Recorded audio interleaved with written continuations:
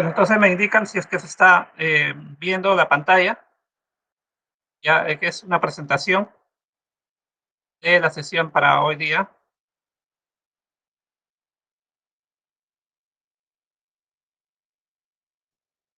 Dicen por favor si se ve.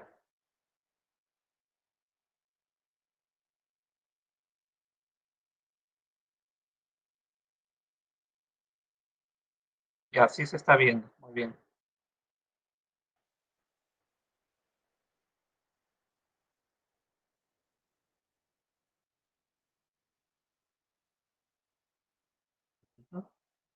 Sí, bueno, y también hay que verificar si se está grabando. En la parte superior de la izquierda hay un círculo de color rojo y debe estar el mensaje grabando. Eso también verifican, ¿no? Por si en algún momento alguien tiene dificultades, va a poder revisar la clase. Se cuelga lo que es el video de la clase, por si en alguna de las sesiones no pueden asistir, entonces pueden ir al Classroom y de ahí pueden ver el video. ¿Ya? Ya, muy bien. Eso era lo que quería verificar. ¿Ya? También debemos pasar la asistencia. ¿Ya? No sé qué está pasando, que no parece que no están grabando muy bien en el sistema ORCE. Así que aparte llevo un control en una tabla de Excel. Bueno, entonces vamos a empezar con el tema base de datos. Eh, Habíamos definido una base de datos como una colección de archivos, los cuales estaban relacionados, y deberíamos definir un, un dominio, ¿ya? Porque al momento de hacer la modelación, eh, podemos abarcar mucho y esto haría de que nuestro sistema, nuestra base de datos sea muy grande.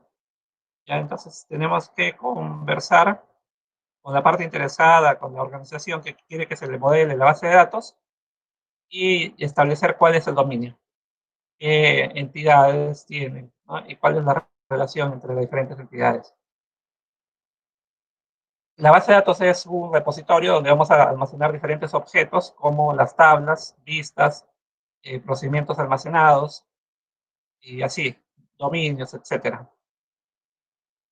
Mientras que eh, para poder manejar todos estos datos necesitamos de un software que se conoce como el sistema gestor de base de datos, o en forma reducida SGBD o DBMS. Ya cada sistema gestor de base de datos adopta un modelo de datos.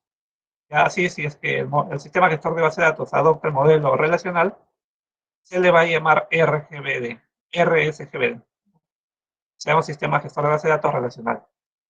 Ejemplo de gestores de base de datos tenemos Oracle, Access, Postgres, MySQL, etc.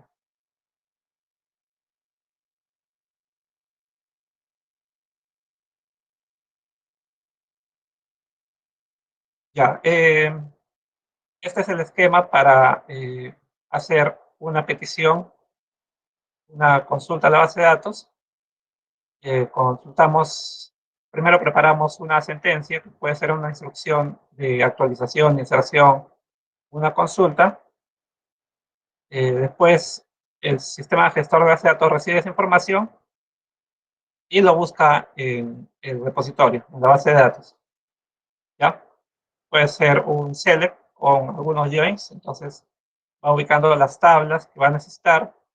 De ahí, de cada tabla extrae algunos datos y luego lo que hace es presenta la información, devuelve la información en forma de una vista. Ya, una pantalla que muestra la información del usuario. Ya, lo que vamos a ver es los diversos lugares, campos, donde podemos aplicar las bases de datos.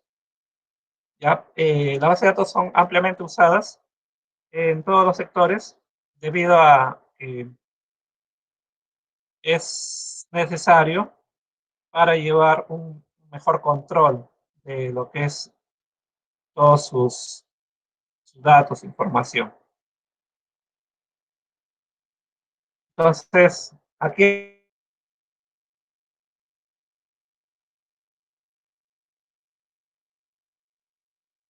ya, en el caso de la banca, en la banca tenemos la banca electrónica. En cualquiera de los bancos en los que hayamos generado digamos, una cuenta, seamos clientes, eh, en esa banca, a través de las operaciones que nos ofrece, podemos hacer algún tipo de transacción, ¿no? Tipo, ya sea una consulta de nuestro estado de cuenta, también revisar lo que es, realizar algún tipo de transacción, tipo de, por ejemplo, vamos a pagar por algún servicio, y también nos muestra la información personal. Ya podemos revisar nuestros nombres, eh, nuestra fecha en la cual vamos a facturar, vamos a pagar, y así. Ya, adicionalmente tenemos las líneas aéreas. En lo que son las líneas aéreas es justamente uno de los primeros sectores donde se implementó lo que es las bases de datos, y principalmente se utilizan para lo que son la programación de vuelos y también la reserva. ¿Ya? Entonces nosotros podemos acceder por la web, por ejemplo, a toda esta información de eh, los, los vuelos que se tienen para un determinado país. Por ejemplo, pueden pensar irse a Brasil, Francia, y ahí pueden consultar cómo es que van a llegar, si va a ser un vuelo directo, si va a tener escalas, y dependiendo de nuestro presupuesto vamos a elegir, ¿no?, una y otra opción. Quizás sea más económico elegir un vuelo con escalas, pero si ya estamos apurados por cuestión de tiempo, tenemos que elegir un vuelo directo, ¿ya? Entonces, podemos hacer la reserva de nuestros pasajes.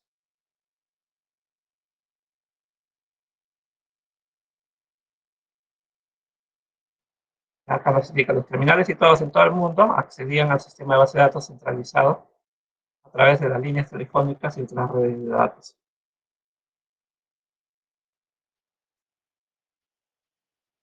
Otro sector donde también podemos aplicar las bases de datos son las universidades. Como estuvimos realizando, algunas entidades, la base de datos de universidad eran los alumnos, eh, cursos, profesores, y después teníamos las relaciones tipo matrícula.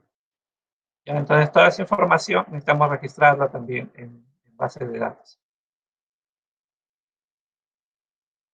¿Ya? Otro sector, otra área donde también se pueden aplicar es cuando realizamos algunas operaciones de compra. Por ejemplo, estamos interesados en algún bien o en algún dispositivo y lo tienen en otro país, ¿ya? O si no, ahora no necesitamos, por ejemplo, comprar una cámara web o alguna impresora. Entonces, nos conectamos al sitio web del proveedor, ya de la casa, de la tienda, y nos va a solicitar lo que es el documento. Podemos elegir una tarjeta de crédito, eh, ingresamos nuestros datos, nuestro código clave, y eh, vamos a estar a la espera de que nos confirmen de que sí, efectivamente se puede realizar la transacción. ¿Ya? Se tiene que realizar una consulta a una base de datos, y ahí lo que va a hacer es verificar que tengamos el saldo suficiente para realizar nuestra compra, y después de hacer esa verificación, nos va a devolver una respuesta, ¿ya? Entonces, nosotros vamos a estar a la espera que desde la base de datos nos dé una respuesta para que nos apruebe la transacción. Otra área donde podemos aplicar es en el sector de telecomunicaciones. ¿Ya? Por ejemplo, si nosotros estamos interesados en... Antes era frecuente hacer eh, muchas recargas. Para esto también lo que se hace es, se conecta a una base de datos donde se carga, ¿no?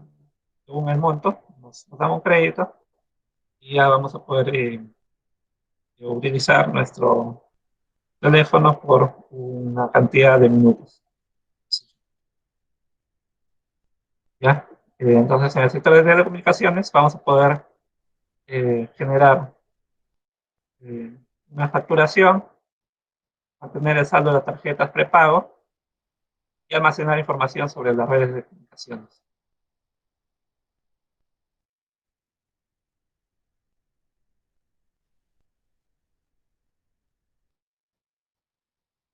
¿Ya? Otro sector son el área de finanzas. En cualquier mediana o gran empresa, siempre hay un departamento de finanzas porque las políticas, dentro de las políticas que se tiene está la política de crecimiento y frecuentemente está monitoreado por la alta dirección. ¿Ya? Entonces se tiene que ver lo que son los ingresos, cómo ha ido evolucionando los ingresos. Entonces el jefe de contabilidad es que presenta su registro. Debe llevar un control tanto de las ventas que se ha realizado como las compras.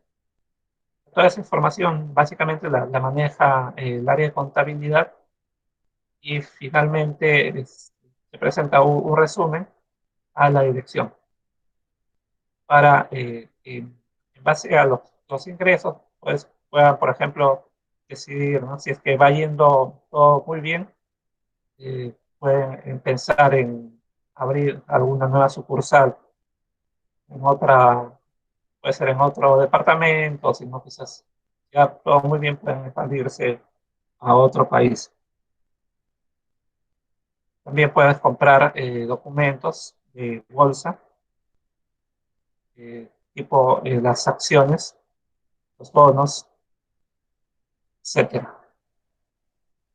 ¿Ya? Igualmente, para todo lo que son eh, el sector de los supermercados, ¿ya? O las bodegas, ahí también se necesita trabajar con base de datos, ¿no? Desde una tienda pequeña, van a una tienda y ven de que el dueño de la tienda maneja en su computador una relación, un catálogo de los productos que tiene. Entonces ahí podemos consultar, si te puede generar algún tipo de documento, ¿ya? Te puede generar algún tipo de documento. Entonces, internamente la base de datos que va a tener es una base de datos con información de los clientes, de los productos que tiene y las compras que va realizando. ¿Ya? Asimismo, también al momento de acercarnos para realizar la compra, es probable de que en los supermercados vamos a encontrar pues los lectores, ¿no? Los escáneres que nos van a permitir, eh, al cajero le va a permitir leer el código de barra y toda la información va a salir de la base de datos, el código de producto, la descripción, el precio de venta y lo que se hace es, básicamente se conecta a una base de datos donde se extrae la información en base a una información que puede ser el código de producto y con eso recuperamos toda la información del producto, ¿ya? Principalmente su descripción y el precio de venta. Adicionalmente, también podemos incluir dentro de esto un sistema de control de inventarios, ¿ya? Porque si es que se ha realizado la compra de un producto X, digamos, de 5 botellas de aceite. Entonces, eso en el sistema de control de inventarios se debe ir descontando, ¿ya? Se va a ir descontando para que nos sirva como un indicador de cómo va las ventas de ese producto, y sabemos de que se tiene que llevar un control debido a que eh, no debemos bajar de un límite establecido, que se conoce como el punto de resurtido, ¿no?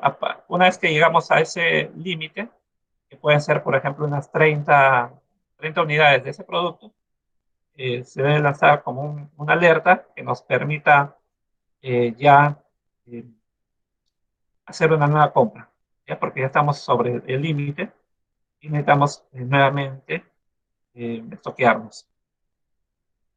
Ya, en la parte de producción es similar, ya en lo que son las empresas manufactureras, las grandes minas que tenemos distribuidas a nivel de todo el país, también igual ahí utilizan las bases de datos. Por ejemplo, en el sector de minas se trabaja bastante con lo que es el control de la exploración que hacen los diferentes ingenieros mineros, hacen los trabajos en mina. Ya ingresan a los socavones y bueno, empiezan a hacer la extracción, el trabajo del día, y posteriormente ya llevan un formato indicando la cantidad de mineral que han podido extraer en determinado socavón. Ya entonces, toda esa información se tiene que estar registrando, ¿no? Como es el ingeniero a cargo, pues la producción de mineral que han conseguido para ese día, el tipo de mineral, ¿ya? Y también puede ser el nivel de excavación al que han llegado. ¿Ya? Igualmente sabemos de que en la planta, también la planta no puede parar, porque si es que para algunos minutos, eso se traduce en miles de dólares de pérdida. ¿Ya? Entonces ahí también se debe llevar un control sobre los inventarios. Y todo eso es manejado a través de bases de datos.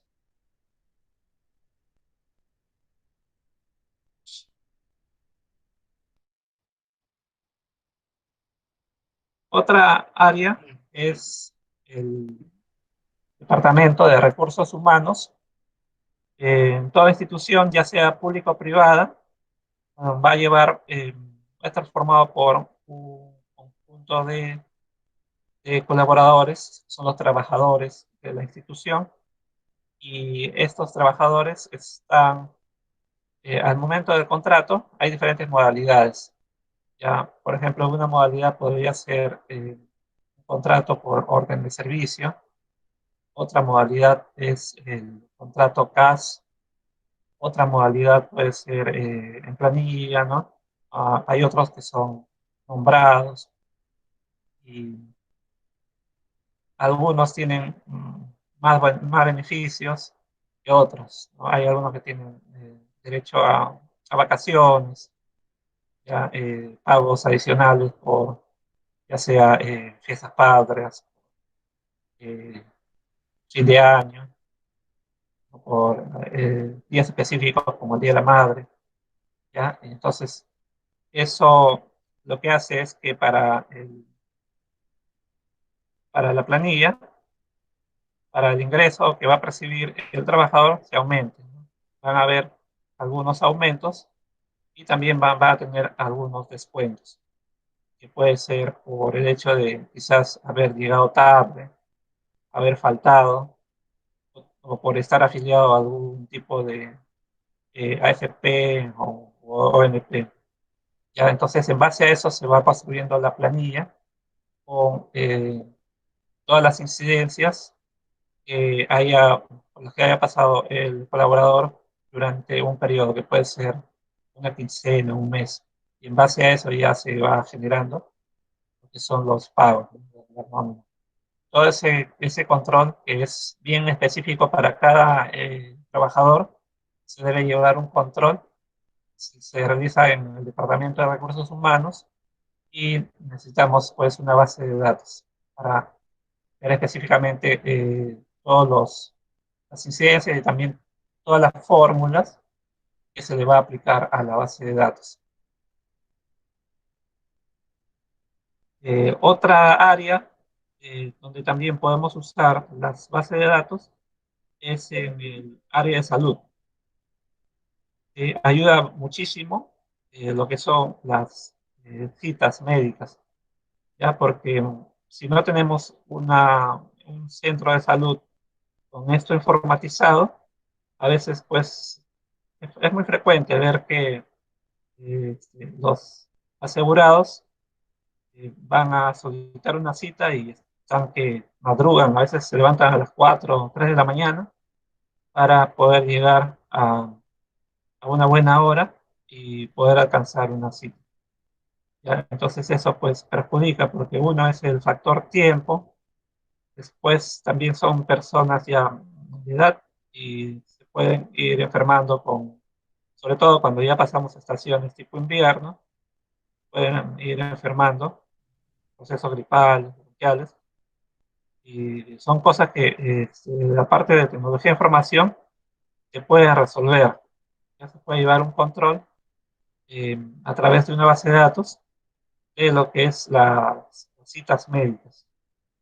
Inclusive también una vez que el paciente es atendido, se puede llevar un registro de su historia clínica, ya un registro que le va a servir al médico para ver cuáles son los antecedentes de este paciente o también para el área de facturación.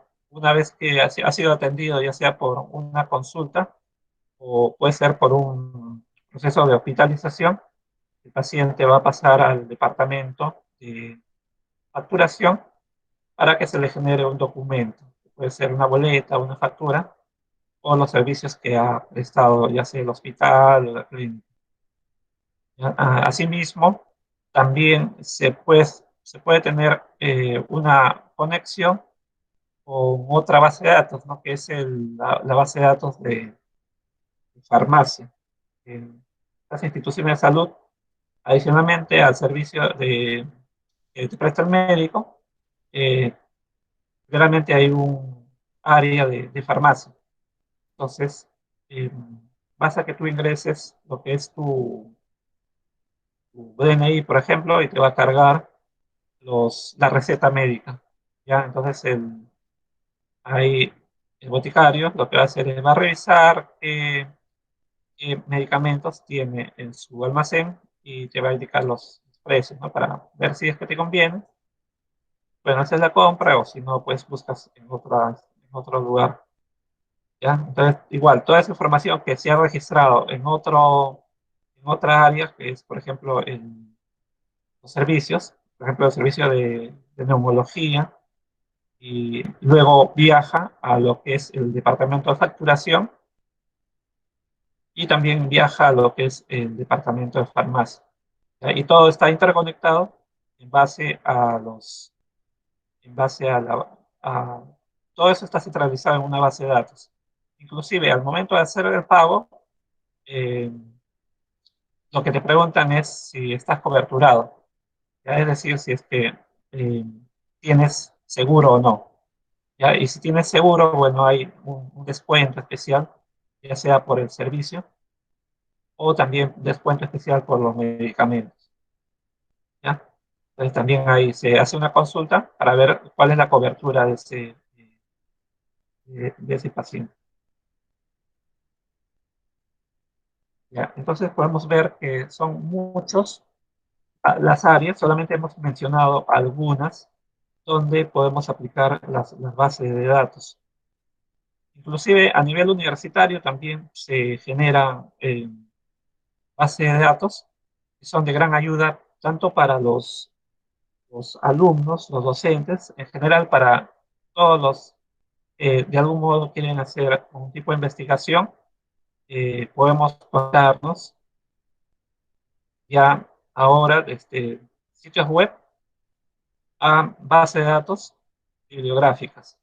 ¿ya? Entonces nos conectamos a base de datos y de ahí podemos hacer búsquedas de acuerdo está categorizado por los temas de interés.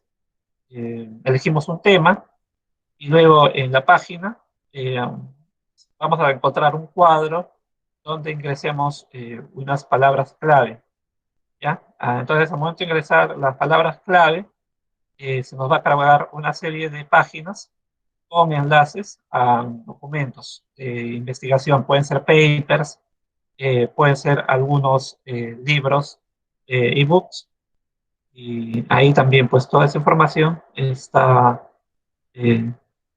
se trabaja con una base de datos bibliográfica, ¿ya? Entonces, es muy importante que nosotros podamos registrar de forma adecuada la información en la base de datos, porque esta va a ser de gran ayuda a una gran comunidad de usuarios. Y por otro lado, ¿no? Si es que nosotros no le ponemos mucho empeño al diseño de nuestra base de datos, esta va a fracasar en brindar la información precisa, porque puede darnos los datos, pero puede demorar mucho tiempo o nos puede dar de forma contradictoria.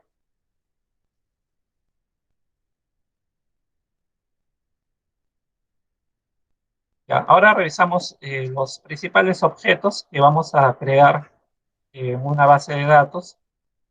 Eh, Ahí tenemos la figura de un cilindro que vendría a ser el repositorio. Ya la base de datos es un contenedor que va a permitir registrar dentro una serie de objetos, como son las tablas, los procedimientos almacenados, índices, listas, es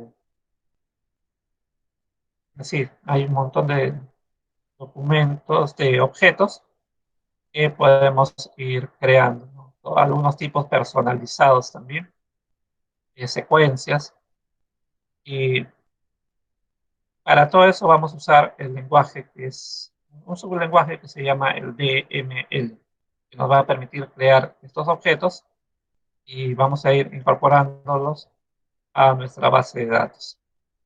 Ya de hecho, vamos a empezar primero creando nuestra base de datos y posteriormente en cada sesión vamos a ir incorporando algún objeto, por ejemplo, tablas. Y para cada objeto vamos a tener que revisar qué características tiene, ya cómo hacer modificaciones sobre ese objeto.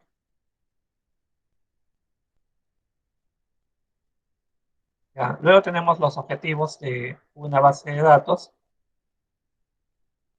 Entre los objetivos de una base de datos, lo que se busca es aislar a los usuarios finales de los detalles más internos de la base de datos. Al usuario final no le va a preocupar qué tipo de estructura de datos estamos usando o si es que la tabla que se está consultando, qué tipo de índice usa, ¿no? Para realizar una búsqueda. Ya solamente lo que le va a importar es que se muestre en pantalla las columnas conteniendo datos, información para que él pueda realizar su tarea. ¿Ya? Entonces, todo lo que son los detalles internos, construcción de los objetos de la base de datos, se le aísla al usuario final. Y el otro es proveer independencia de datos en las aplicaciones.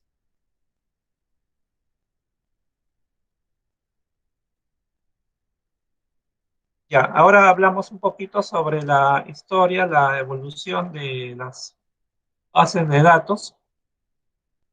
Como les estaba comentando, siempre ha habido un interés por registrar la información para que quede de forma permanente, ¿no? Que quede de forma permanente para un uso posterior, ¿ya? Y eso data de la antigüedad, donde podemos ver por internet o también consultar algunos libros, donde se da cuenta de, por ejemplo, tablas de arcilla lo que son los sumerios. Luego tenemos en Egipto, también tenemos los jeroglíficos, inclusive por aquí, por el área, la parte de América, podemos hacer visitas a departamentos y ahí vamos a encontrar figuras, pinturas rupestres, ya donde se ve, por ejemplo, algún procedimiento de caza, ¿ya? Todo eso dibujado sobre una roca. Ya es común visitar alguna de las culturas pre-incas, por ejemplo, y vamos a encontrar ahí pinturas rupestres. Entonces ahí ya tenemos algunos registros de determinada actividad que se realizó en el pasado. ¿Ya? Entonces ya tenemos desde tiempos ancestrales, estamos viendo eh, la necesidad de las personas por el hecho de ir guardando información. Luego, una vez que ya se creó el papel, entonces también lo que se ha ido guardando son los registros familiares, información de, por ejemplo, tu árbol genealógico, ya de las propiedades familiares, puede ser alguna casa, puede ser algunos vehículos, eh, terrenos de cultivo, ¿no? Que uno puede tener, y es importante que se vayan registrando como parte de las propiedades familiares, ¿ya? Para que puedan ser administrados por todos los miembros de la familia. ¿Ya? Entonces ahí se lleva también un inventario. Después en el papel también vamos llevando lo que son registros en algunas empresas, los registros de los empleados. Eh, Otro punto importante, también como vimos, era para llevar el control de la población, ¿no? Cómo va creciendo la población de una zona. Justamente eso fue uno de los motivos, lo cual desencadenó en la creación de base de datos. Ya había una necesidad censar, por censar. Ya se cuenta que más o menos en 1800 y tantos, había la necesidad de hacer censos en los Estados Unidos, y estos censos se deberían llevar a cabo cada 10 o 20 años. Así, por ejemplo, en el año 1880 se llevó a cabo un censo en Estados Unidos, eh, y debido a que había gran cantidad de población, este demoró 7 años en completarse, ¿no? Registrar la información de cada habitante de los Estados Unidos. Y luego, para poder procesar la información y dar los resultados, ya pues se lo estaba solicitando a la oficina de censos. Sin embargo, debido a la gran cantidad de habitantes, vieron de que esa era una tarea que iba a demandar muchos años. Entonces dijeron que posiblemente esa respuesta ya se le iba a dar eh, en años cercanos a 1900. Ya, entonces eso ya traía un problema, y lo que se hizo fue una convocatoria para ver la forma cómo es que se podía resolver ese problema, ¿no? De que eh, se obtenga la información de los resultados censales en un menor tiempo. Y es por esto que, bueno, se lanzan varias propuestas. Sin embargo, la que se acepta es la presentada por un empleado justamente de la oficina censal, que propuso lo que son el uso de las tarjetas perforadas. Ya para el año 1890 propuso el uso de las tarjetas perforadas. Finalmente su proyecto fue aceptado, y entonces ya se trabajó para lo que es el censo con estas tarjetas perforadas. ¿Ya? Y realmente fue un éxito, porque esta nueva técnica permitió procesar los datos de una manera más eficiente, y bueno, le dieron las felicitaciones, y el censo pues fue todo un éxito. Y bueno, debido a eso, otros sectores también estuvieron interesados en esta solución para ajustarla a su área, ¿ya? Entonces, esto también se extendió, este uso de las tarjetas perforadas también se extendió su uso a las computadoras. Eh, los profesores, ya ahora son profesores principales, cuando han llevado sus cursos de programación, por ejemplo, ellos cuentan, ¿no? Los profesores que ya bordean los 70 años, 65 años, cuentan de que cuando estaban estudiando en la universidad, en su clase de programación, ellos lo que hacían era, trabajaban sus respuestas con una tarjeta, una tarjeta perforada donde tenían que ir al, a lo que es el centro de cómputo y de ahí llevar sus códigos para ver prácticamente ahí en lo que es el centro de cómputo era de que recién lo compilaban y ahí le daban recién la respuesta. Cosa que nosotros vemos de que ahora eso nos puede tardar unos cuantos segundos solamente, ¿no? Tenemos nuestro lenguaje de nuestro programa fuente y mediante una opción de nuestro lenguaje de programación, nuestro software, eh, podemos compilar y ver los resultados, si es que hemos cometido algún tipo de errores en sintaxis. Antes era muy tedioso, ya se trabajaba con tarjetas perforadas. Ya posteriormente, ya pasando por la década del 40, 1940, se cambia lo que son las cintas de papel perforado. ¿Ya? Ahí también nos permitía almacenar tanto información de datos como de programas. En el año 1950 se cambia lo que son las cintas magnéticas, que se usaron mucho en las primeras computadoras comerciales, tipo la Univac 1. Aquí la característica del uso de estas cintas magnéticas, que era realmente eficiente, la forma de procesar la información era de manera secuencial. ¿Ya? El tipo de procesamiento era secuencial, o sea, con archivos secuenciales, línea por línea se iba procesando la información. Entonces, este método, si bien es cierto, era eficiente, no era muy flexible, ya porque si, por ejemplo, queríamos hacer una consulta, eso estaba en la línea 10.000, teníamos que ir revisando línea por línea hasta llegar a la línea 10.000. Ya, entonces eso también hacía que se demore nuestras consultas. Ya posteriormente, para finales de la década del 50, es que se realiza lo que es el almacenamiento, pero ahora mediante discos magnéticos. ¿Ya? Entonces, esto lo que produjo fue que ya el tipo de procesamiento no era secuencial, sino que es a través de acceso directo.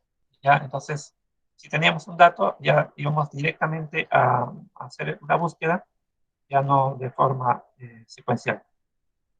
Entonces, esto ayudó bastante en agilizar los procesos de búsqueda, por ejemplo. Posteriormente, por la década de los 60, es que surgen los lenguajes de programación justamente para procesar las bases de datos.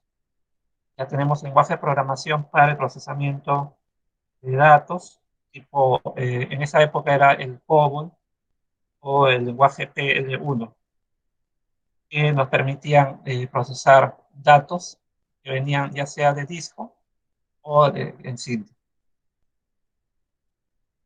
Ya, esta información se iba guardando en lo que son los archivos simples, pero a medida de que la información iba creciendo, entonces se incrementó la complejidad, ¿ya? Entonces se tenía que buscar otro tipo de eh, medio de poder registrar la información, ¿ya?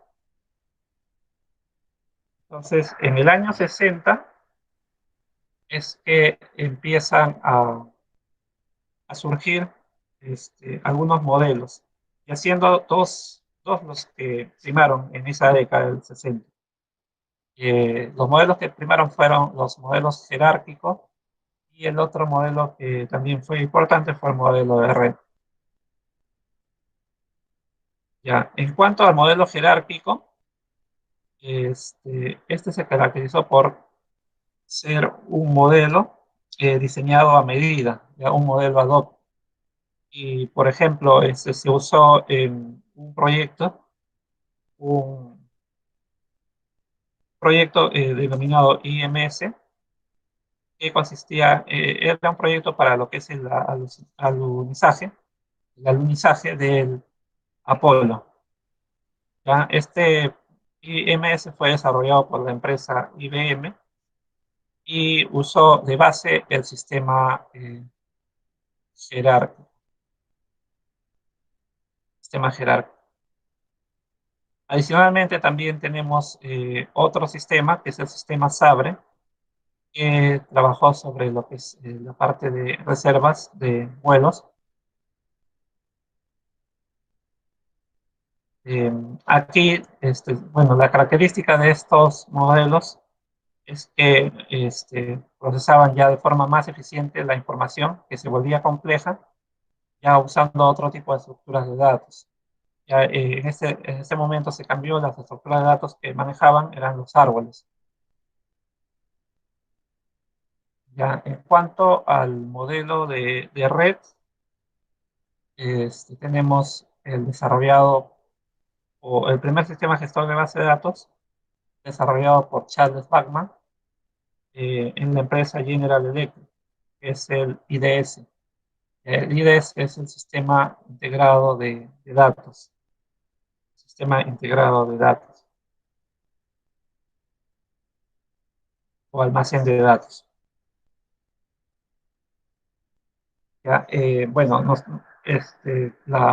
la ventaja que hemos observado aquí en esta etapa es que se procesaba la información de forma eficiente, pero también tenía alguna desventaja, ¿ya? Porque al trabajar con estructuras más especializadas, requería que los usuarios también tengan mucho más conocimientos, ¿ya? Entonces, el manejo de esto requería que los usuarios conozcan lo que son el manejo de estructuras de datos. Un usuario común no podía trabajar con este tipo de modelos.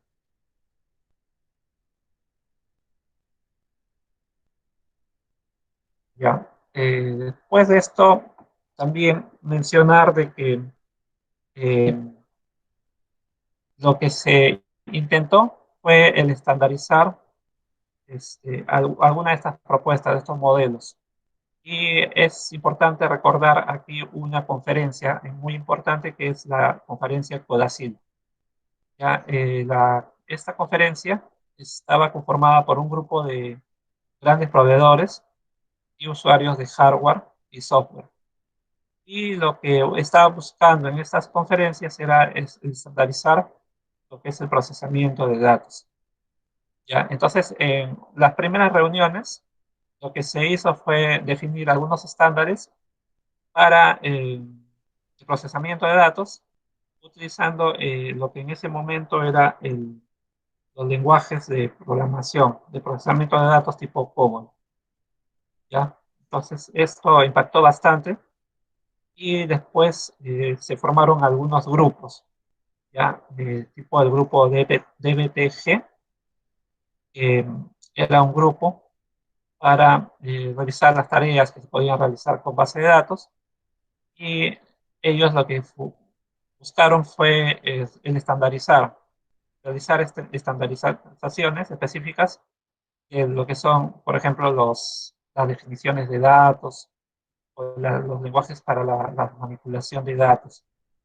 ¿Ya? Entonces, esos documentos de estandarizaciones que lo trabajaron, después lo llevaron a una institución para que los revise, con la intención de que los aprueben, pero al acudir a lo que es la institución ANSI, eh, bueno, no tuvieron los resultados esperados, no fue aceptada su propuesta, pero no los desanimó. Ellos siguieron reuniéndose y siguieron elaborando más documentos, ya muchos más documentos, con el ánimo de estandarizar lo que es el procesamiento.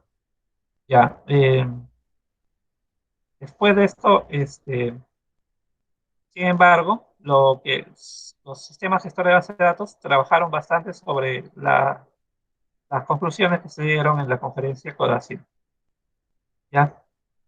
Eh, Sin embargo, un hito muy importante fue el que sucedió en el año 1970. ¿Ya? En el año 1970, Edgar Pott, en una conferencia también, eh,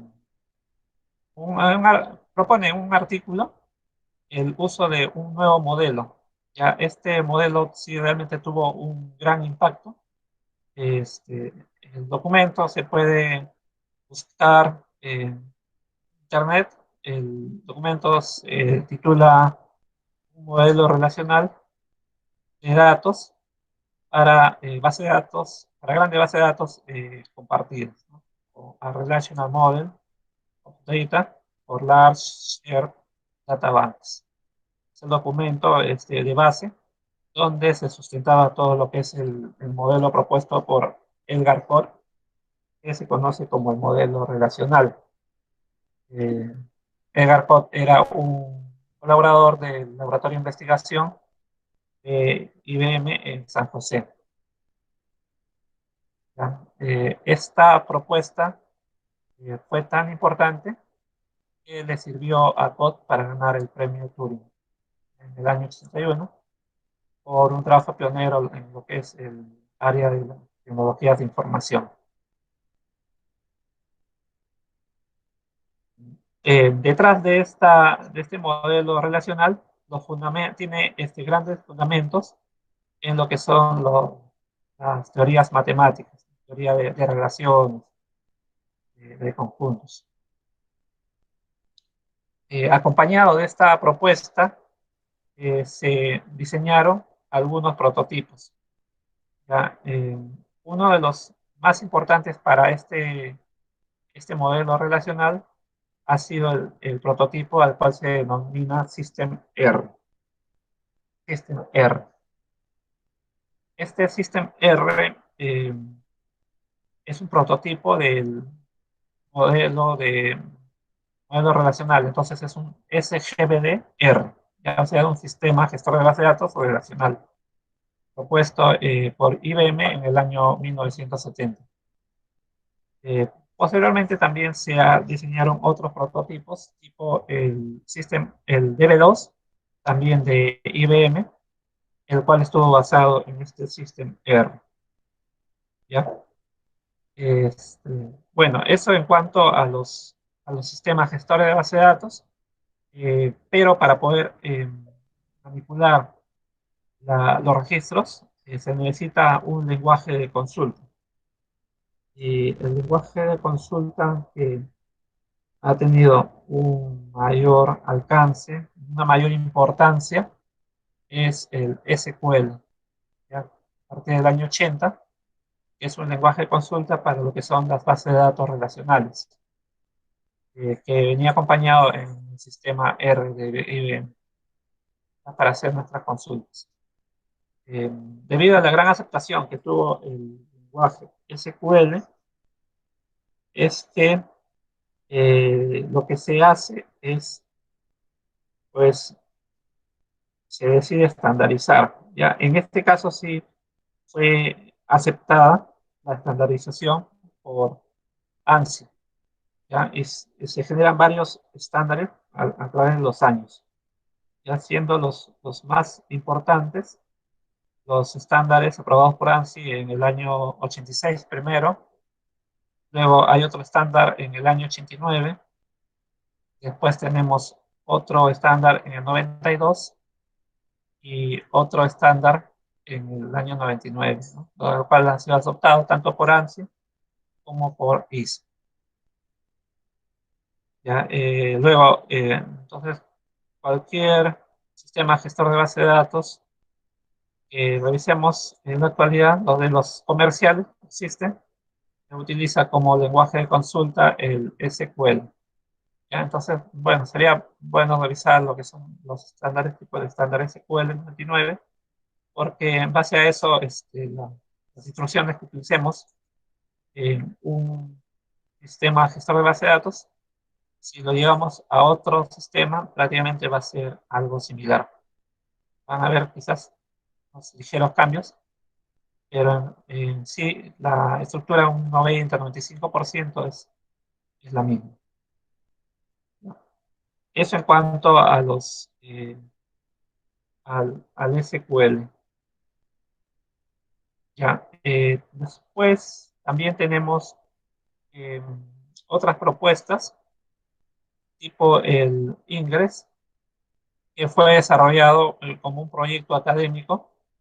Este proyecto fue desarrollado por la Universidad de California, ya en Berkeley, y también tuvo gran aceptación de parte de la comunidad universitaria. Y bueno, como fue muy requerido, es que luego toda esa documentación ya se suelta y esto después origina lo que es el Postgres. Eh, Aparte, también se tienen algunas investigaciones de ya empresas tipo Oracle, la cual hace sus primeros desarrollos tomando como base los resultados obtenidos por el proyecto System R de IBM.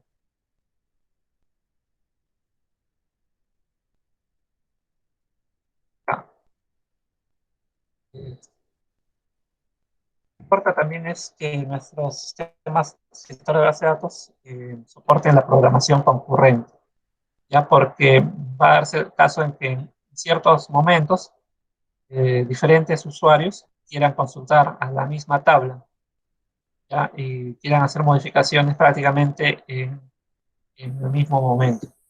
¿Ya? Entonces, deben soportar lo que es la programación concurrente, es decir, muchas transacciones en el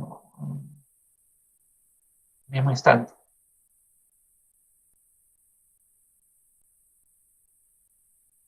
Ya los usuarios escribían los programas como si fueran ejecutar de forma independiente, y ya el sistema gestor de base de datos es el que se encarga de administrar lo que es la concurrencia.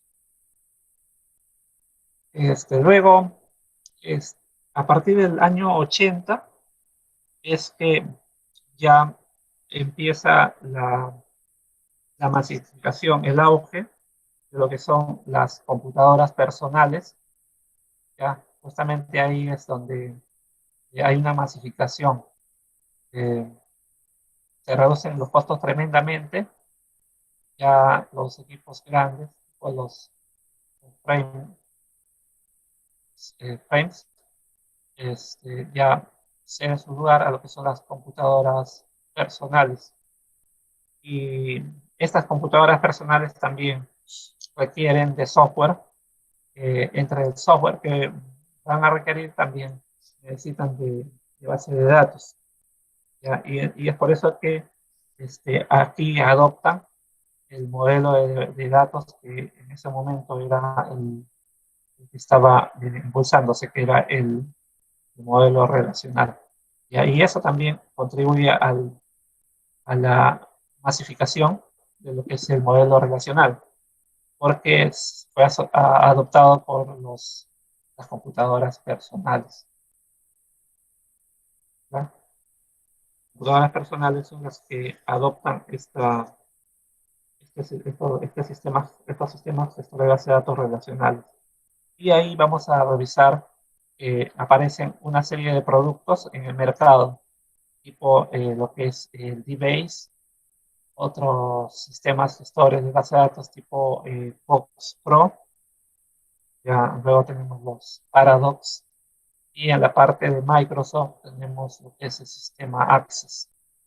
Ya el sistema Access, por ejemplo, es el sistema gestor de base de datos eh, más, más difundido, ¿ya? Debido a que Prácticamente pues venía con lo que es el sistema del Office, que dentro de, uno compraba un computador, generalmente usaba primero lo que es el Windows, y venía dentro de Windows el Office, y en el Office una de los software de esta suite es el Access. Entonces eso contribuyó también a que se popularice este tema de gestor de base de datos, que está orientado más que todo al trabajo de oficina.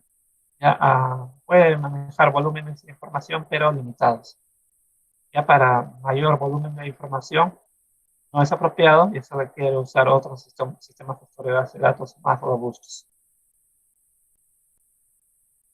Ya, entonces, entre la década del 80 y 90 se realizó bastante investigación en lenguajes de consulta más potentes, ya que abarcaran lo que es, por ejemplo, ya no solo datos alfanuméricos, lógicos, sino también ver los datos gráficos, ¿ya? Tipo imágenes para el procesamiento. Por ejemplo, tenemos los sistemas de información geográfica, los SIG.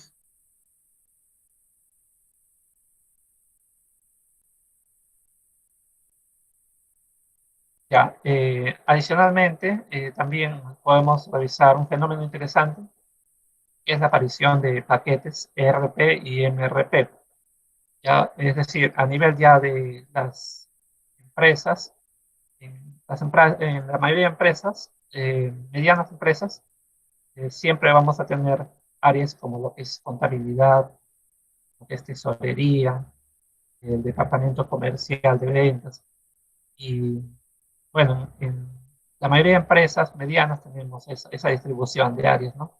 Quizás hay otras que tengan muchas más áreas especializadas, pero por lo menos vamos a tener un departamento de contabilidad, de tesorería, de logística. Y cada uno de esos departamentos también necesita acceder a una base de datos y realizan los procesos particulares para ese departamento. ¿Ya? Entonces lo que se hizo fue diseñar software que atendiera cada uno de esos requerimientos de las diferentes áreas. ¿Ya? Entonces teníamos un módulo para atender todos los requerimientos del departamento de contabilidad. Ya, por ejemplo, que nos permita mostrar el registro de ventas, el registro de compras, o para el departamento de logística también teníamos un módulo específico para lo que son el control por ejemplo, de los proveedores, eh, las cotizaciones, ¿ya? Lo que son los inventarios. Entonces, se diseñaron sistemas que incorporaban estos módulos. A estas soluciones se les conoce como ERP, ya son recursos empresariales para empresas, ¿ya? Recursos que están formados por una serie de módulos. Entonces, eh, la, la casa fabricante de este software, un representante de la casa fabricante se acercaba a la institución y les ofrecía este producto. Y entonces, dependiendo del presupuesto de la empresa, ellos podían adquirir uno que otro módulo y también tenían el, la alternativa de que posteriormente se le podía ir añadiendo más módulos, ¿no? De acuerdo al crecimiento de la empresa o de los requerimientos de las diferentes áreas. ¿Ya? Entonces, los usuarios ingresaban a estos módulos y hacían operaciones y todas esas operaciones se centralizaban en una base de datos. ¿Ya? Eso es algo muy común. También tenemos los sistemas MRP, que son los similares, algo similar a los ERP, pero ya no dirigido a oficinas, sino a lo que es el sector de producción, ¿no? A las plantas o a las minas, ¿no? Al sector de las manufacturas. Entre los paquetes más usados tenemos los sistemas propuestos por Oracle, PeopleSoft, eh, los sistemas SAP, que son bien usados a nivel de grandes corporaciones, ¿no? Tipo, puede ser, no sé, Bacus, ¿ya? Ellos trabajan con los sistemas SAP. que tienen orígenes, son sistemas alemanes, que nos permiten también trabajar con grandes volúmenes de información en las diferentes áreas de una institución. Entonces, normalmente tenemos algunas capacitaciones, hay algunos cursos SAP que son costosos, pero pues nos permiten poder saber manipular bien a nivel de sistemas, podemos manipularlo y esto es de gran apoyo para las diferentes áreas de la institución.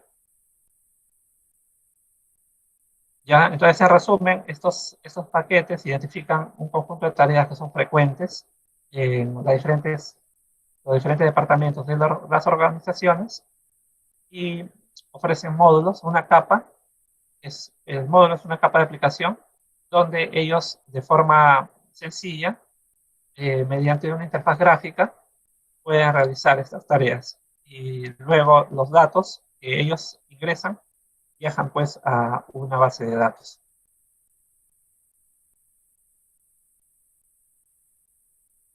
Ya, luego, posteriormente, eh, ya a partir de los años 90, eh, también se hace más investigación en temas de base de datos y tenemos, por ejemplo, otro paradigma importante que son las bases de datos orientadas a objetos.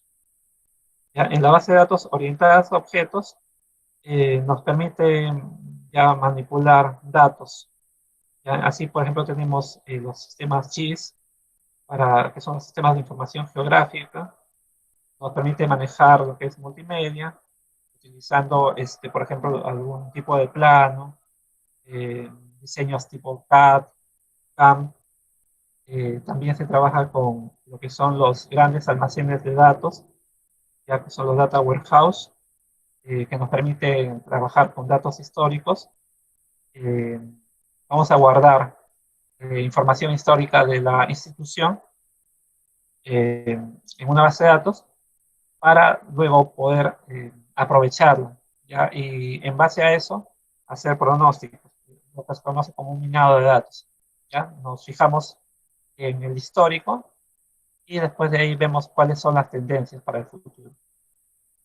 Eh, Después también tenemos la parte de Internet, ya podemos acceder a documentación que puede estar registrada en bibliotecas digitales. También podemos hacer uso de recursos multimedia, temas educativos, o también podemos consultar toda la documentación, toda la información que nos proponga una institución, ¿ya? Para realizar un tipo de transacción. Es decir, ya también podemos ver lo relacionado al e-commerce. Ya podemos acceder a una tienda por departamentos, por ejemplo, y allí consultar puede ser alguna línea específica. Ya, por ejemplo, puede ser la línea de electrodomésticos y ahí nos va a salir la relación de productos. Puede ser, por ejemplo, televisores, puede ser algún tipo de lavadora, de refrigerador, ¿ya? Y para cada una de estas líneas podemos detallar, podemos acceder a los diferentes productos, ver cada producto qué características tiene, eh, el modelo, la capacidad, ya también hasta el tiempo que nos dan de garantía, ¿ya? Y comparar las características entre uno y otro modelo para poder optar, ¿ya? Posteriormente, también tenemos algunas tendencias, como son la elaboración del mapa del genoma humano y proyectos de sistema de observación de la Tierra de la NASA. Luego pasamos a revisar lo que son las ventajas de un sistema gestor de base de datos. ¿Ya? En cuanto a las ventajas de un sistema gestor de base de datos, es que nos ayudan tremendamente en la recuperación de la información. Anteriormente, puede ser en el sector universitario, cuando recibíamos una clase y queríamos documentarnos más, acudíamos a la biblioteca. En el caso de la UNI, por ejemplo, de la Facultad de Ciencias, uno tenía que caminar prácticamente hasta la puerta número 3, porque ahí estaba la biblioteca central. Ya ingresabas a la biblioteca central y había una serie de anaqueles, ibas a uno de ellos y habían cajones. Y en cada cajón estaba una relación, por ejemplo, de la A a la D, ya de la A a la D. Entonces tú abrías ese cajoncito de la A a la D y ahí dentro del cajón encontrabas unas fichas. Esas fichas eran, por ejemplo, de lo que son los autores, ¿no? Y a veces uno no sabía porque abría el cajón, tenías el título del libro, justamente empezaba con A, y empezabas a buscar y justamente no te da mucha información, ¿no? Entonces empezabas a revisar las fichas y resulta que no estaba ordenado por título de la obra, sino que era por el nombre del autor del libro. Entonces, otra vez, ¿no? Tenías que buscar dónde estaba la clasificación por lo que son títulos, ¿no? No por el nombre del autor. Y eso, bueno, como pueden observar, demoraba a veces varios minutos hacer la búsqueda. ¿Ya? Y una vez que lo encontrabas, ya pasabas a llenar los datos en una hojita, llenabas esos datos en la hojita y luego le consultabas a la bibliotecaria. Esto no, te podía haber tomado unos 5 minutos hacer esta búsqueda de 5 a 10 minutos. Luego ibas a la bibliotecaria, eh, la bibliotecaria recibía tu hojita y con esa hojita se ponía a buscar, ¿no? Ahí se podía pasar otros 5 minutos y luego de eso podía volver y te podía dar la ingrata noticia de que o bien no existía o bien ya otro usuario ya había retirado esa obra. Ya, entonces eso realmente es una gran pérdida de tiempo, ¿no? Porque en caso de no tener éxito, prácticamente eran unos 10 a 20 minutos que perdías en esa operación. Ya, cosa que con las bases de datos, eh, simplemente lo que hacemos es que nos conectamos a la base de datos de la biblioteca y hacemos la consulta. Ya seleccionamos por qué vamos a realizar la búsqueda, ya sea por lo que es el autor o si no por el título de la obra, ¿ya? Y de ahí ingresamos el dato correspondiente, hacemos un clic en el botón buscar y nos va a dar información, ¿no? De todos los títulos parecidos, ¿ya? Y podemos hacer inclusive la reserva el libro. ¿Ya? Entonces, hay una rapidez en lo que es el acceso a la información. Por ende, también hay una reducción en el esfuerzo humano. Ya las personas no se tiene que eh, utilizar muchas personas en hacer ese procedimiento de búsqueda, ya que se puede automatizar también la disponibilidad de la información en el tiempo necesario. Solamente en cuestiones de segundos uno puede enterarse si es que lo que está buscando está o no, si existe o no. ¿Ya? Después también se trabaja a nivel distribuido, para eso se usan los sistemas web para hacer consultas de diferentes puntos a diferentes lugares, ¿ya? Podemos estar consultando una base de datos de un almacén que esté en Iquitos, o también podemos cambiar y buscar a una base de datos de un almacén que esté en Tacna. Ya, otro punto importante es la reducción de redundancia, es decir, evitar en lo posible escribir datos repetidos en columnas de diferentes tablas. Ya, si es que lo tienes la información de una columna, por ejemplo, la descripción de un producto en una tabla, ya esa columna no la tienes por qué volver a escribir en otra tabla. Ya, entonces debemos controlar lo que es la redundancia. Y también el sistema de gestor de base de datos te permite controlar lo que es la inconsistencia. Es decir, que no ingreses datos incorrectos sobre columnas que han sido definidas para un propósito específico. Ya, por ejemplo, sobre una columna que acepta datos numéricos, no podrías ingresarle un texto. ¿Ya? Otra ventaja es la compartición de datos. Múltiples usuarios pueden hacer la consulta. ¿Ya? Por ejemplo, podemos desde diferentes puntos poder consultar el precio de unas zapatillas o de un polo.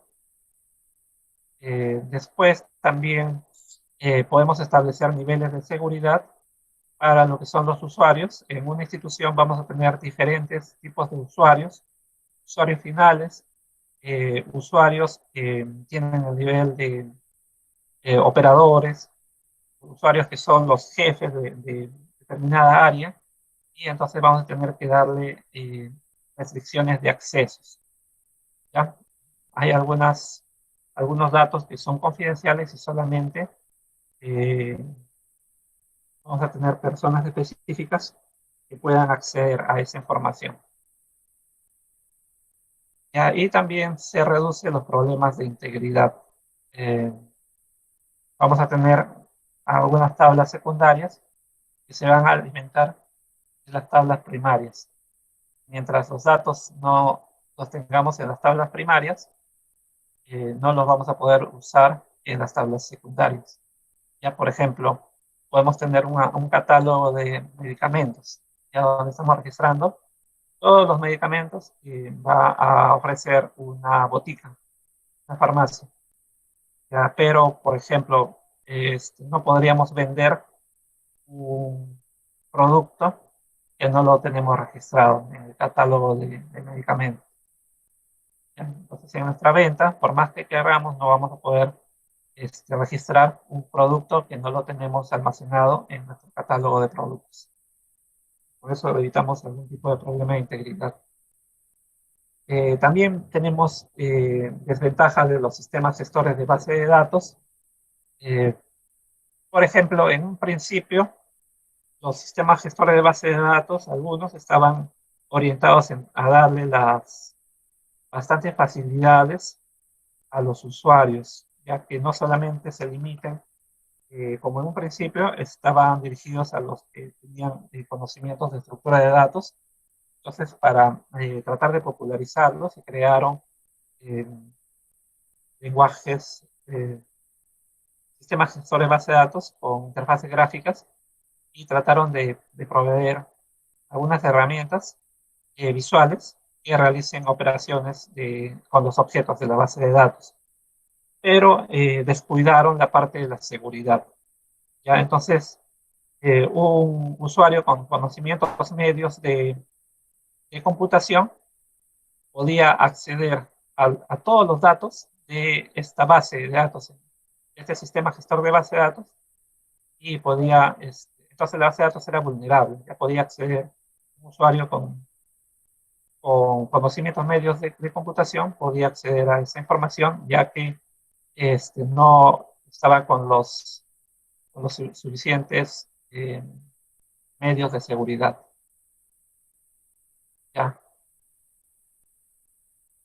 Entonces, es importante el garantizar que las personas que van a usar la base de datos, darle los permisos adecuados para que no puedan comprometer información que es valiosa para la institución. Así, por ejemplo, en una institución médica, luego de atender a un paciente, vamos a encontrar diferentes dolencias de los pacientes, ¿no? Y hay pacientes que tienen enfermedades, pues, que son venosas, ¿no? Que puede ser algún tipo de cáncer o puede estar infectado con algún tipo de virus y esa información es confidencial. Solamente lo podemos comentar con el debido permiso de esa persona, ¿no? Del paciente. Y no puede ser accesible por otras personas. ¿Ya? Entonces debemos dotar de los mecanismos de seguridad que impidan que un usuario pueda acceder a los datos de ese paciente.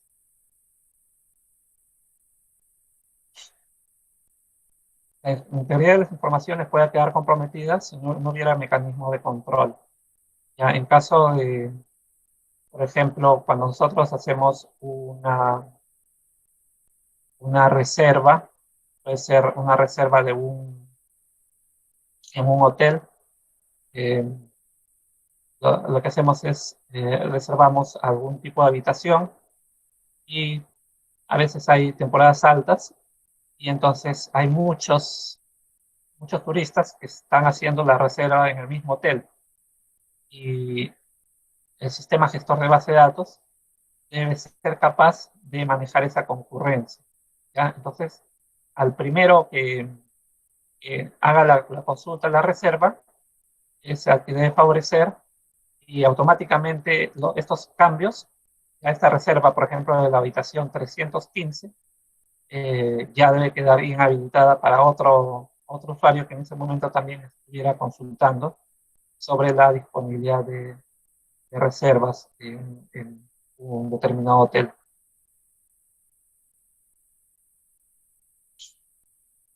¿Ya? El tema de la precisión también es altamente importante, ya porque si no tenemos mucho cuidado en esto, podemos perjudicar a la institución, ya tipo lo que son los procesos de venta.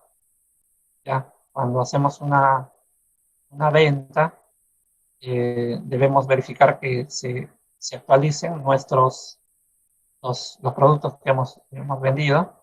Si, por ejemplo, hemos vendido, por ejemplo, 20 botellas de alcohol, entonces se debe actualizar esto en nuestro almacén.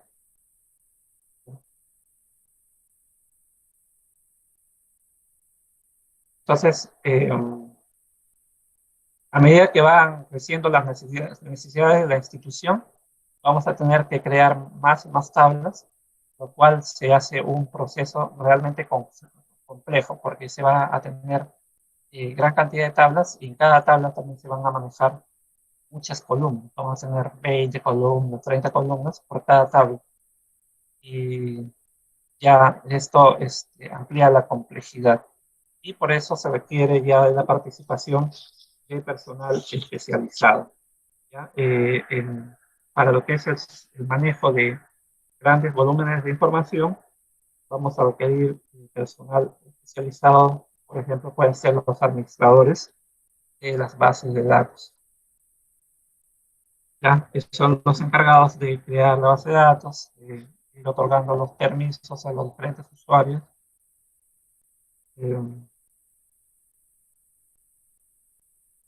También de trabajos como lo que es la carga de datos, de realizar respaldos, etc.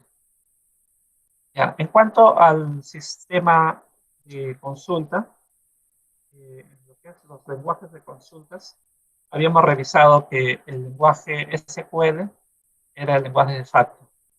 Ya es el lenguaje estándar para poder realizar operaciones de creación de objetos sobre base de datos y también de manipulación de datos. ¿Ya? SQL es un acrónimo que viene de Structured Query Language, ¿no? Que traducido sería un lenguaje de consulta estructurada. Ya, el lenguaje de consulta estructurado, y a su vez se va a dividir en dos sublenguajes. El primer sublenguaje se conoce como DDL, que es Data Definition Language, ¿no? Es el lenguaje de definición de datos. Y el otro sublenguaje es el lenguaje de manipulación de datos, que es el DML, Data Manipulation Language. Vamos a detallar en qué consiste cada uno. En la parte del lenguaje de definición de datos, es aquel lenguaje que nos va a permitir crear los objetos, ¿ya? Porque esto es el orden que vamos a seguir. Cuando ya utilizamos un sistema gestor de base de datos, tenemos los siguientes procedimientos. Primero debemos crear la base de datos. Una vez que hemos creado la base de datos, que es el contenedor, ahí dentro vamos a ir creando objetos. Uno de los primeros objetos que se va a crear es la tabla. ¿Ya? Entonces necesitamos algunos comandos para la creación de tabla o también operaciones sobre tablas. Después vamos a crear también quizás índices, o también vamos a querer crear vistas. Ya, toda esta parte de creación de los objetos, tipo la creación de un tipo personalizado, se hacen con instrucciones. Y estas instrucciones están comprendidas en el sublenguaje DDL. ¿Ya? Es el lenguaje para definir los datos. Vamos a tener instrucciones que nos van a permitir crear objetos o eliminar objetos. Ya, por ejemplo, si queremos crear una base de datos, vamos a utilizar el comando create database. Si queremos crear una tabla, se usa el comando create table. Si queremos crear un índice, vamos a usar create index. Si queremos eliminar una base de datos, vamos a usar el comando drop database. Ya toda esa serie de comandos los vamos a estudiar en el sublenguaje DDL. Ya. Entonces, una vez que hemos completado la creación de los objetos, luego necesitamos utilizar esos objetos. Ya, en el caso específico de las tablas, luego de haber creado las tablas, indicando las columnas que lo conforman y de qué tipo de datos es esa columna, o sea, qué tipo de datos va a permitir almacenar, luego el siguiente paso es el ir ingresando los registros, las filas para las tablas. ¿Ya? Y al momento de hacer estas inserciones de filas, de registros, es común que en algún momento por descuido o por algún olvido, este, el registro esté incompleto. Entonces, o bien lo vamos a eliminar porque tiene muchas fallas, o bien nos ha faltado agregar un dato en una columna para ese registro. ¿Ya? Entonces, simplemente vamos a hacer una modificación, una actualización sobre ese registro. ¿Ya? Por ejemplo, quizás nos ha faltado incluir una fecha. ¿Ya? Entonces, agregamos el dato fecha y ya procedemos a grabar. ¿Ya? Ese tipo de operaciones ya sobre el objeto, como son la consulta, añadir algunos registros, eliminar registros, se hacen con instrucciones de este sublenguaje que es el lenguaje de manipulación de datos o DML. ¿Ya? Entre las operaciones que están incluidas en este sublenguaje de manipulación de datos, tenemos la operación de select, que se usa para consultar, para hacer consultas a la tabla, por ejemplo. Insert me va a permitir añadir filas a una tabla.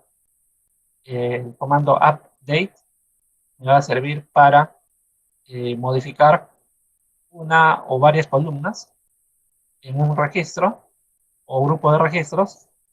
Y también tenemos el delete, que nos va a servir para eliminar una fila específica o un grupo de filas que cumplan con determinada condición. Ya toda esa revisión de los comandos, estos comandos están en el sublenguaje de ML. ¿Ya? Entonces, llevando un orden, primero vamos a revisar los comandos del sublenguaje de DL para empezar a crear nuestros objetos y posteriormente en otra clase, ya cuando ya tenemos bien definido el objeto, ya entonces vamos a poder manipular el objeto y para eso ya usamos el lenguaje de manipulación de datos en él. En cuanto a los modelos de datos, para lo que son modelos de datos, aquí se hace un levantamiento de información. Ya lo que vamos a tener es eh, una solicitud de creación de una base de datos. Entonces nos vamos a acercar a hacer unas entrevistas con el área interesada.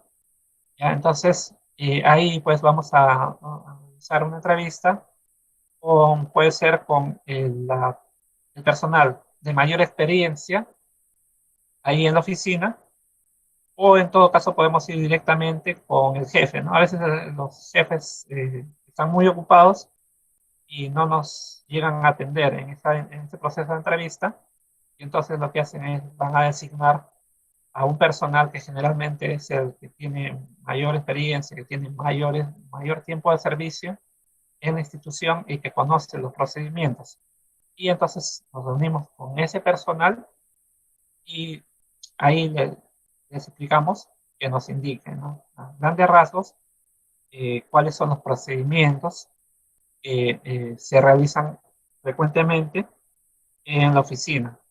Ya de tal modo de que fijemos cuáles son los procesos, nos van a alcanzar seguramente como documentación una serie de formatos, que son los formatos que se manejan a diario, y esos justamente los formatos que se manejan a diario, que ellos los ingresan en hojas de cálculo, son los que nosotros tenemos que automatizar.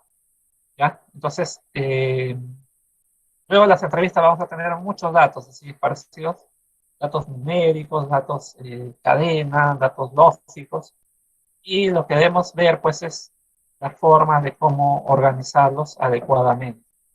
¿Ya? Entonces aquí esto representa, eh, tenemos información como Lima, 55, Cusco, José, San Martín, tenemos información dispersa que se va a ir aclarando de acuerdo a las entrevistas. Ya no necesariamente con una entrevista nos va a aclarar todo, seguramente que vamos a necesitar muchas entrevistas para poder ir haciendo un mejor modelo de nuestra base de datos. Ya al final, luego de revisar todos estos datos, ya los vamos adecuando eh, eh, apropiadamente y lo podemos organizar en una estructura como esta, que puede ser una tabla, donde vemos que si efectivamente vamos a necesitar una columna para registrar nombres de las personas, otra columna para registrar los distritos, otra columna para registrar la ciudad de donde viene. También tenemos datos numéricos, algunos quizás representen el número de su cuenta, y hay otros datos que tienen parte decimal que quizás sea su saldo actual, o cuánto es que tienen depositado en esa cuenta. ¿Ya? Entonces, como les comentaba anteriormente, habían dos modelos que imperaban, ¿no? Por la década de los años 60. En 1960 teníamos dos modelos principales. Uno de ellos es el modelo jerárquico que se utilizaba en los mainframes. Ya fue el modelo que primó en estos iniciales sistemas gestores de base de datos, en la cual la información estaba registrada así. Vamos a tener acá algunas estructuras, ¿no? O estructuras o registros. ¿Ya? Entonces, estas estructuras, por ejemplo, podían contener eh, los atributos, ya los atributos o campos, y cada campo, por ejemplo, podía definir lo que es un nombre, lo que es un departamento, una ciudad, o quizás otro registro nos sirva para lo que es guardar una cuenta o un saldo. ¿Ya? Entonces, la información, en este caso del modelo jerárquico, se almacenaba en ficheros, los cuales llevaban un ordenamiento de tipo secuencial. El modelo establece mediante punteros la relación entre los distintos registros de los ficheros.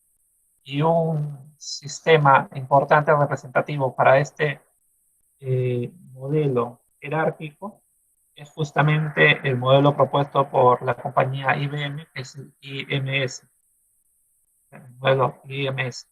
Otro proyecto importante es Sabre, ¿ya? Que también está basado en el modelo jerárquico.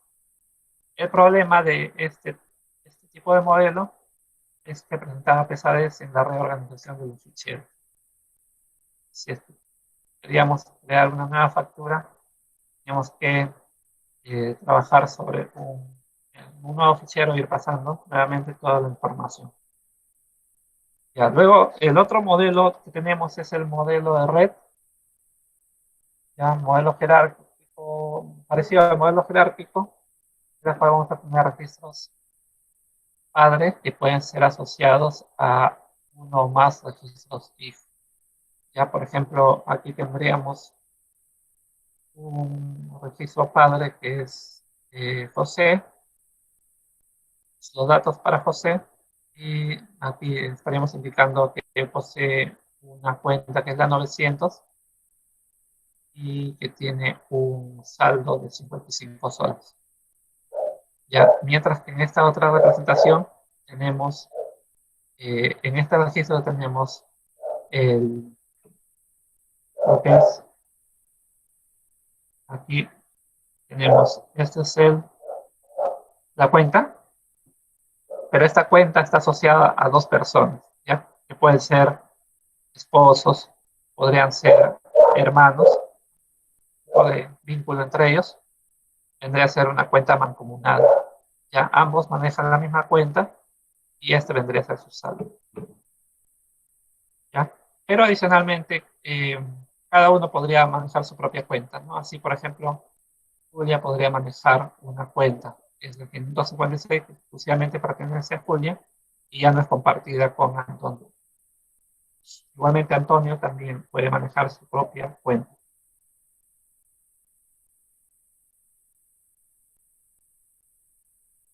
Las características de este modelo de red es los registros están enlazados entre sí y ya evita la pesadez de la reorganización de ficheros. Ya, en este modelo de red, el modelo más importante es el IDS, ya, el IDS que significaba almacén de datos. Ya, la desventaja era de que, como dijimos, se quería que los usuarios tengan amplios conocimientos de estructuras de datos. Y posteriormente ya pasamos al siguiente modelo propuesto en el año 1970 por Edgar Frankfurt. Estaba basado en teoría matemática, como es la lógica de predicados y la teoría de conjuntos, donde ya guardamos la información, pero a nivel de relaciones. Ya vamos a tener lo que se conocen como las tablas. Cada tabla va a tener un propósito específico y vamos a establecer algún tipo de asociación entre las tablas, ya a través de columnas comunes.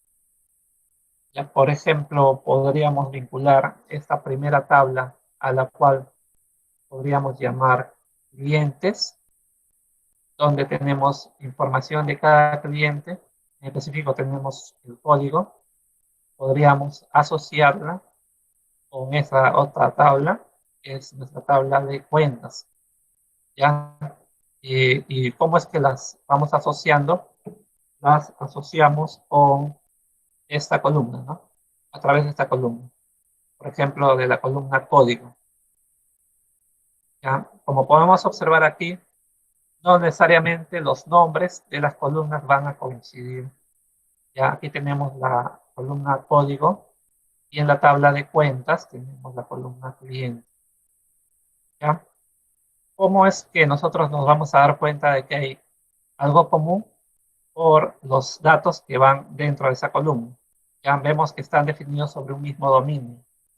Ya estos datos que figuran en la tabla cuentas, todos estos deben estar aquí, en la tabla de clientes. Esta tabla es la tabla maestra. No podemos tener eh, otros códigos en la tabla de cuentas que no estén registrados aquí, ya porque esta no es la tabla maestra. ¿Ya? Entonces así podemos vincular este dato dato del código 015 lo podemos vincular con la otra tabla a través de esta columna.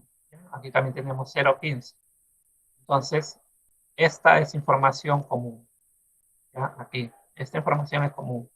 Entonces podemos decir que el cliente José, el código 015, su cuenta es 900. ¿Ya? Porque estamos haciendo una asociación entre la tabla de clientes y la tabla de cuentas. Ya similarmente podríamos relacionar, podemos asociar lo que es la tabla de cuentas con la tabla que maneje las transacciones, ¿ya? Nuestros saldos. ¿Ya? Entonces, para este caso podríamos ahora utilizar esta otra columna. ¿Ya? Usamos la columna cuenta, ¿ya? Esta columna cuenta, que también la vamos a tener aquí en nuestra tabla de saldos. ¿Ya? Entonces, a través de esta columna ya podemos buscar este dato. Tenemos el dato 900. Este dato 900 lo vamos a buscar aquí, en la columna de cuentas. Una vez que lo encontramos, ya podemos recuperar lo que es el saldo para el cliente José. Decimos que el cliente José tiene el saldo 55. ¿Ya? Entonces, a través de esta columna cuenta es que asociamos la tabla de cuentas con la tabla de saldos. ¿Ya? Entonces, de esta manera estamos organizando de forma eficiente nuestra información. ¿Por qué entonces debemos usar una base de datos relacional? Porque nos permite un fácil acceso a los datos. Nos permite evitar que los datos redunden. Ya hemos visto que en las tablas estamos considerando la menor cantidad de datos. Si es que ya lo escribimos en una tabla, no tenemos por qué escribir todo. Por ejemplo, los nombres de los clientes ya no los volvemos a escribir en las otras tablas. Bastará solamente con ingresar algo más específico como son los códigos. Nada más, y con todo eso ya vamos a poder tener acceso a la información del cliente. Mientras que en una base de datos jerárquica, los usuarios necesitan definir cuestiones de negocio de manera específica.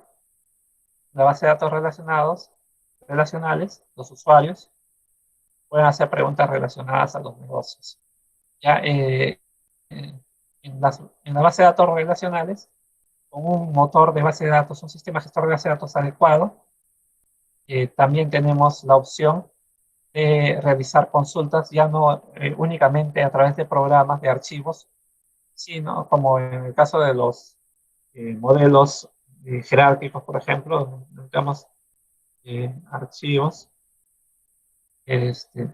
Aquí podríamos hacer una consulta más directa a través de una ventana, que es la ventana de consulta, que es una herramienta, una terminal o consola, donde el usuario va a hacer una consulta específica y vamos a poder recuperar datos. Con los permisos correspondientes vamos a poder acceder a la base y poder hacer consultas específicas. Ya. Para hacer estas consultas, lógicamente vamos a usar el lenguaje SQL, que es el lenguaje de consulta estructurada.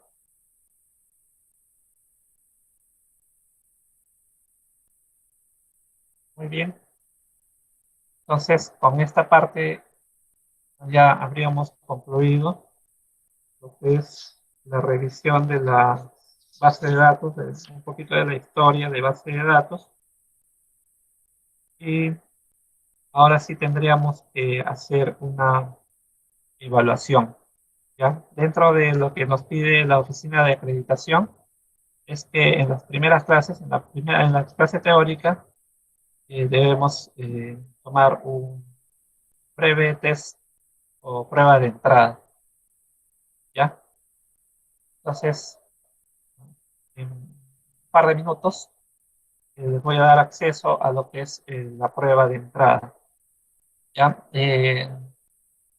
Acerca de la prueba de entrada, eh, Es una prueba rápida, solamente que lo que van a hacer es, eh, son preguntas para solamente marcar, ¿ya? Se les va a dar un enunciado con una serie de opciones que pueden ser 4 o 5 opciones, de las cuales van a marcar la correcta, o puede darse el caso que sean 2 o 3 opciones las que sean correctas, ¿ya? Entonces, si la pregunta le indica, van a tener que elegir quizás más de una opción. Ya puede darse ese caso, que necesiten marcar 2 o 3 eh, incisos de esa pregunta para que sea correcto. Si solamente marcan uno de los incisos, no está bien. Quizás necesiten marcar tres incisos para que la respuesta sea correcta. ¿Ya? Pero la mayoría de preguntas son simplemente el enunciado, tú ves las opciones y marcas cuál es la correcta, ¿no? O sea, solamente hay una alternativa. ¿Ya? Y nada más, solamente tienes preguntas de ese tipo para esta primera prueba de entrada. ¿Ya? Entonces, en la prueba de entrada, lo que haces es, vas a colocar lo que es tu código, tu nombre completo, llenas los datos y una vez que completas, son 10 preguntas solamente, lo envías, ¿ya? Y de ahí ya lo voy a revisar si se va a calificar, ¿ya? Entonces, empezamos en unos 3 minutos, va a empezar a las 18, ¿ya? Un momentito voy a ir configurando para que puedan tener acceso a la prueba de entrada. Unos 3 minutos, por favor.